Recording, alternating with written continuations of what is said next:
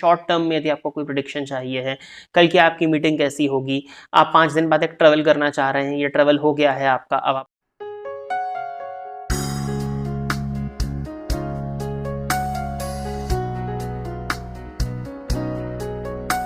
नमस्कार, स्वागत है आपका प्रोफेशनल एस्ट्रोलॉजी पर। मैं यश तिवारी आज आप सभी के समक्ष उपस्थित हुआ हूं दी एस्ट्रोलॉजी शो के एपिसोड नंबर 108 को लेकर। दी एस्ट्रोलॉजी शो में मैं आप सभी दर्शकों के द्वारा पूछे गए प्रश्नों के जवाब देता हूं। वो प्रश्न ज्योतिष से संबंधित हो सकते हैं, आपकी जन्म कुंडली की प्लैनेटरी पोजीशन से संबंधित हो सकते हैं, किसी भी तरह का ज्योतिष उपाय या कोई भी प्रश्न जो कि आपके मन में हमारी इस ऑकल्ट साइंस की फील्ड से संबंधित उत्पन्न होता है, उन प्रश्नों के जवाब आप मुझसे इस कार्यक्रम के माध्यम से पा सकते हैं। क्या करना होगा आपको अपने प्रश्नों को पूछने के लिए? इसी वीडियो के कमेंट सेक्शन में जाकर के आप अपने नाम के साथ में अपने एक स्पेसिफिक प्रश्न को दे दीजिए। फिर जैसे ही दी एस्ट्रोलॉजी शो के अन्य एपिसोड्स आते हैं, उन एपिसोड्स में मैं आप सभी दर्शकों के द्वारा पूछे गए प्रश्नों के जवाब को लेकर के उपस्थित हो जाऊंगा। यदि आप इस कार्यक्रम को देखते हैं और इस कार्यक्रम के माध्यम से आपका कुछ भी लाभ होता है तो आप इस वीडियो को लाइक करें, साथ ही साथ इस चैनल को सब्सक्राइब करें ताकि इन फ्यूचर जो भी कंटेंट मेरे द्वारा इस चैनल पर अपलोड किया जाता है उसका नोटिफिकेशन आपको मिलता रहे। यदि इस कार्यक्रम के माध्यम से आपका कुछ भी लाभ होता है तो आप इस वीडियो को ज्यादा से ज्यादा लोगों के साथ में शेयर करें ताकि और भी लोगों का लाभ हो और उसका माध्यम आप सभी दर्शक बने।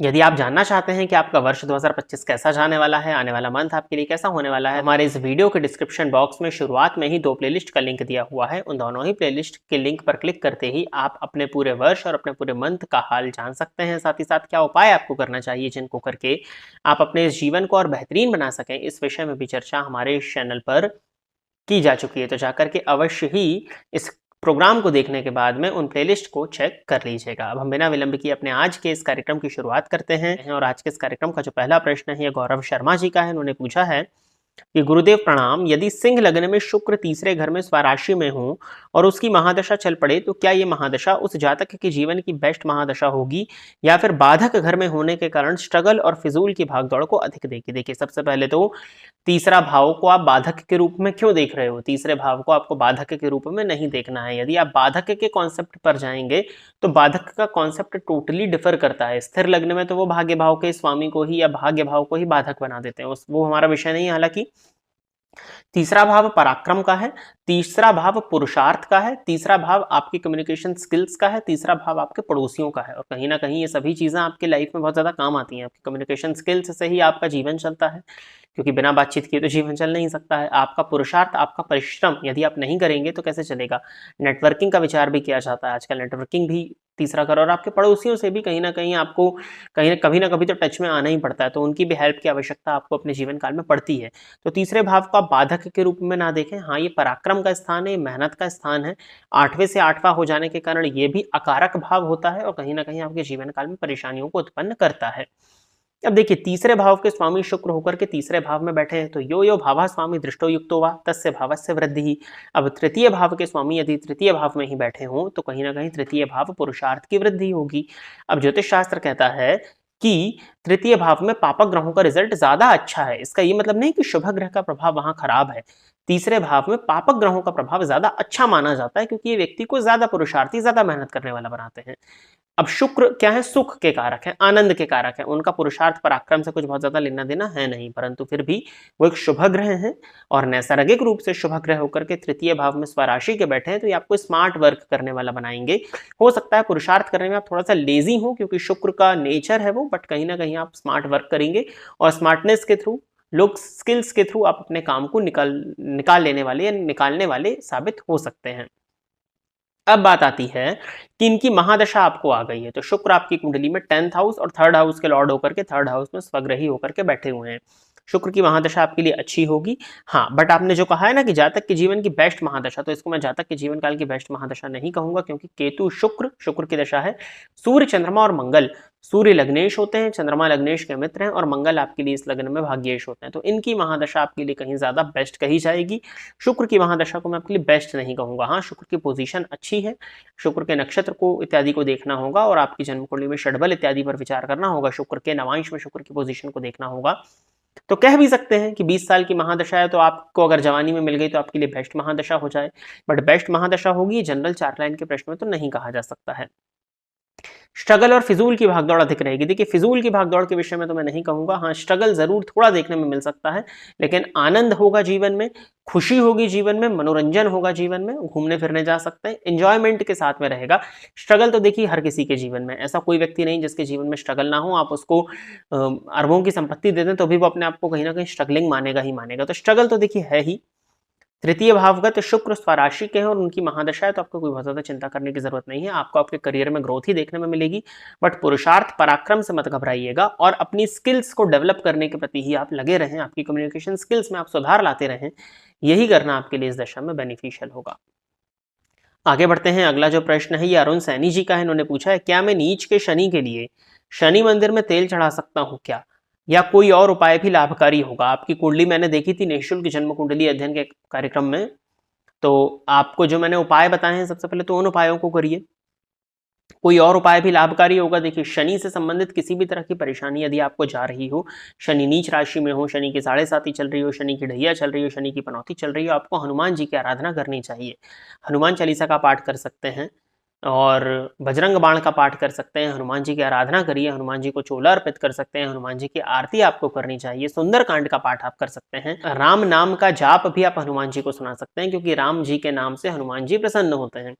तो राम जी की आराधना हनुमान जी के सम्मुख की जाए। हनुमान जी की अत्यधिक आराधना, हनुमान जी को प्रसन्न यदि आप कर लेते हैं तो शनि किसी भी तरह से आपको कष्ट दे रहे हो उनसे काफी हद तक कमी आपको देखने में मिल जाएगी। बाकी यदि आप शनि मंदिर में जाकर के तेल चढ़ा सकते हैं, यदि आप शनि मंदिर में जाकर के तेल चढ़ाना चाहते हैं तो इसमें कोई परेशानी नहीं है। आप शनि मंदिर में जाकर के शनिदेव पर तेल भी अर्पित कर सकते हैं, इसमें कहीं कोई परेशानी नहीं है। यदि आपकी इच्छा है, यदि आपकी श्रद्धा शनिदेव पर आती है, आपको शनिदेव की पूजा करना अच्छा लगता है, तो आप बिल्कुल शनिदेव के मंदिर में जाकर के शनिदेव पर तेल अर्पित कर सकते हैं, इसमें कहीं कोई परेशानी नहीं है, कहीं कोई बुराई नहीं है। शनिवार की शाम को 7 बजे के बाद में पीपल के वृक्ष के नीचे तिल के तेल के दिए जलाने से भी शनि से संबंधित जो बुरे प्रभाव है उनमें कमी आती है। और बहुत से उपाय मैंने शनि के विषय में बताए हुए हैं इसी कार्यक्रम में, तो आप कर सकते हैं। आगे बढ़ते हैं। अगला प्रश्न जो है ये अर्शिया जी का है। इन्होंने बोला है कि यदि ग्रह मैत्री में 3 पॉइंट हो तो विवाह कर सकते हैं। देखिए 3 पॉइंट भी हैं तो विवाह किया जा सकता है, बट अन्य पॉइंट्स और मिलने चाहिए, जैसे नाड़ी दोष ना हो और भकुट इत्यादि की स्थिति को देख लिया जाए। इसके साथ ही साथ बस इतने में आपका गुण मिलान तो हो गया। यदि आपको ग्रह मैत्री में 3 पॉइंट्स भी मिल रहे हैं तो कहीं ना कहीं विवाह किया जा सकता है, क्योंकि 5 में से 3 मिलना ठीक है, कोई दिक्कत नहीं है बहुत ज्यादा।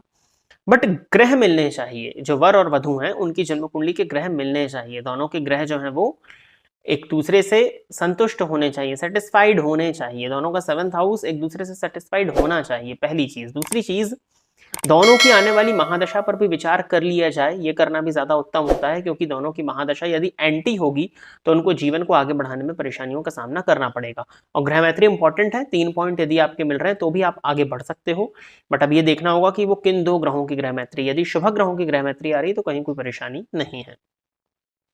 और अगला प्रश्न जो है ये ममता देवी जी का है। इन्होंने पूछा है कि टैरो रीडिंग कैसे काम करती है और आप टैरो रीडिंग पे कितना विश्वास करते हैं, अपनी विचार प्रकट करें। देखिए पहले तो मुझे टैरो रीडिंग पर विश्वास नहीं था, देन टैरो रीडिंग्स मैंने कुछ लोगों की देखी, उन्होंने अपना एक्सपीरियंस बताया, क्योंकि मुझसे बहुत से लोग मिलने आते हैं, मैं बहुत से लोगों की जन्म कुंडलियां देखता हूँ, तो लोगों ने मुझसे को बताया कि हाँ ये भी टैरो रीडिंग भी काम करती है, उनके बहुत से रिजल्ट्स आए। मैंने कुछ रीडिंग्स अपनी भी नहीं, कुछ सही आई कुछ गलत आई, बट जो शहंशाह लोग कह सकता हूँ या जो इस फील्ड के महारथी लोग हैं उनके पास से रीडिंग्स सही आई। देन इसके बाद मैंने खुद ने टैरो कार्ड रीडिंग का कोर्स भी किया हुआ है।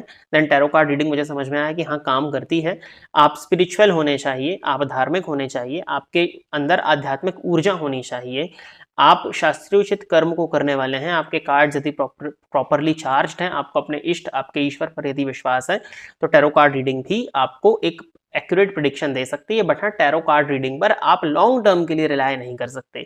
आप अपने करियर के सिलेक्शन के लिए टैरो कार्ड्स पे नहीं जा सकते। छोटी मोटी चीजें जो आपको हैं, शॉर्ट टर्म में यदि आपको कोई प्रिडिक्शन चाहिए है, कल की आपकी मीटिंग कैसी होगी, आप 5 दिन बाद एक ट्रेवल करना चाह रहे हैं, ये ट्रेवल हो गया है आपका, अब आप उस समय पर चौघड़ियों को सबका विचार नहीं कर पा रहे हैं, तो आप कार्ड्स के थ्रू पता कर सकते हैं। छोटे छोटे से सवाल आपके मन में आते हैं, लव एंड रिलेशनशिप से रिलेटेड बहुत से प्रश्नों के उत्तर आपको टैरो कार्ड से मिल जाते हैं। कोई एक पर्सन है वो आपके लिए स्पेसिफिकली क्या सोच रहा है, आप किसी पर्सन के लिए स्पेसिफिकली क्या सोच रहे हैं, आप दोनों का भविष्य साथ में कैसा होने वाला है, ये जन्म कुंडली तो बताती है, बट किसी की थिंकिंग नहीं बताती। टैरो कार्ड से आपको सामने वाले की थिंकिंग के विषय में भी पता चल जाता है, क्योंकि टैरो कार्ड टोटली एनर्जी पर काम करता है, आपके इर्द गिर्द की एनर्जीज और जिस पर्सन के विषय में आप टैरो कार्ड रीडिंग निकल पा रहे हो उसकी एनर्जीज, तो ये पूरा एनर्जीज पर काम करता है। और मेरा मानना है अंत में प्रकृति ने आपका भविष्य कण कण पर लिख करके रख दिया हुआ है। पहले के समय में तो लोग क्या क्या देख करके आपके भविष्य को बता दिया करते थे, तो टैरो कार्ड्स में तो कार्ड्स हैं, उसमें पूरा पिक्टोरियल रिप्रेजेंटेशन है। यदि आपको पढ़ते आता है, प्रकृति ने तो कण कण पर भविष्य लिखा हुआ है, शकुन शास्त्र उसका एक सबसे बड़ा एग्जाम्पल है। तो यदि आपको पढ़ते आता है तो आप किसी भी तरह से उस भविष्य को पढ़ सकते हैं। तो उन विधाओं में, जिस तरह से ज्योतिष विधा है, हस्तरेखा विधा है, भविष्य को देखने की, मस्तिष्क रेखा का विश्लेषण लोग करते हैं, तो उसी तरह से टैरो कार्ड रीडिंग भी एक विधा है आपके भविष्य को देखने की। तो टैरो कार्ड रीडिंग भी काम करती है और टैरो कार्ड रीडर की सामर्थ्यता पर निर्भर करता है, क्योंकि देखिए मिलावट तो हर फील्ड में है, हमारे ज्योतिष की फील्ड में भी है, एस्ट्रोलॉजी में भी मिलावट है ना। कितनी 50 तरह की बातें लोग कर रहे हैं, आप आजकल के पॉडकास्ट तो देख ही रहे होंगे, किस किस तरह की बातें हो रही हैं जो कि ज्योतिष बिल्कुल नहीं बताता, जिसको मैंने एक्स्ट्रोलॉजी नाम से संबोधित किया था। तो ठीक है, उस विषय पे नहीं जाएंगे, लेकिन फिर भी टैरो कार्ड रीडिंग भी करने वाले बहुत से लोग हैं। और आज के लिए जो एप्लीकेशंस आ गई हैं परमानेंट वाली, इन्होंने तो हर किसी को टैरो कार्ड रीडर बना दिया है। सब 7-8-10 दिन का क्रैश कोर्स करके वहां पे टैरो निकाल रहे हैं, उनकी इनकम जनरेट हो रही है। तो उस तरह से टैरो कार्ड रीडिंग नहीं, यदि करने वाला व्यक्ति ठीक है, प्रॉपरली यदि वो टैरो कार्ड की रीडिंग कर रहा है, तो आपको टैरो कार्ड की प्रेडिक्शंस भी सही देखने में मिलेंगी। फिर वो उसी तरह से होता है कि उस ज्योतिषी की, उस रीडर की साधना कितनी है, ये तो वो व्यक्ति विशेष पर निर्भर करेगा। इसमें टैरो कार्ड रीडिंग का कोई फॉल्ट नहीं है। टैरो कार्ड रीडर्स जो फेक हो गए हैं, उनकी वजह से कहीं ना कहीं परेशानियां होती हैं, जो रीडिंग्स गलत आती हैं। बाकी यदि प्रॉपर टैरो कार्ड रीडर है तो उसकी रीडिंग्स अच्छी आएंगी, उसको पढ़ते आना चाहिए बस। तो प्रिय दर्शकों, इतने ही प्रश्नों को दी एस्ट्रोलॉजी शो के एपिसोड नंबर 108 में सिलेक्ट किया गया था और इतने ही प्रश्नों के जवाब को लेकर के आज मैं आप सभी के सम्मुख उपस्थित हुआ था। आशा करता हूं कि जितने भी लोगों के प्रश्नों के जवाब मैंने इस कार्यक्रम के माध्यम से दिए, वो सभी लोग संतुष्ट होंगे। यदि आप इस कार्यक्रम को देखते हैं और इस कार्यक्रम के माध्यम से आपका कुछ भी लाभ होता है, तो आप इस वीडियो को लाइक करें, साथ ही साथ इस चैनल को सब्सक्राइब करें, ताकि इन फ्यूचर जो भी कंटेंट मेरे द्वारा इस चैनल पर अपलोड किया जाता है उसका नोटिफिकेशन आपको मिलता रहे। यदि इस कार्यक्रम के माध्यम से आपका कुछ भी लाभ होता है, तो आप इस वीडियो को ज्यादा से ज्यादा लोगों के साथ में शेयर करें, ताकि और भी लोगों का लाभ और उसका माध्यम आप सभी दर्शक बने। यदि आप भी अपने प्रश्न को इस कार्यक्रम में सम्मिलित कराना चाहते हैं, तो आप अपने नाम के साथ में अपने स्पेसिफिक प्रश्न को इसी वीडियो के कमेंट सेक्शन में दे दीजिए। आज के इस कार्यक्रम में बस इतना ही रखते हैं। नमस्कार।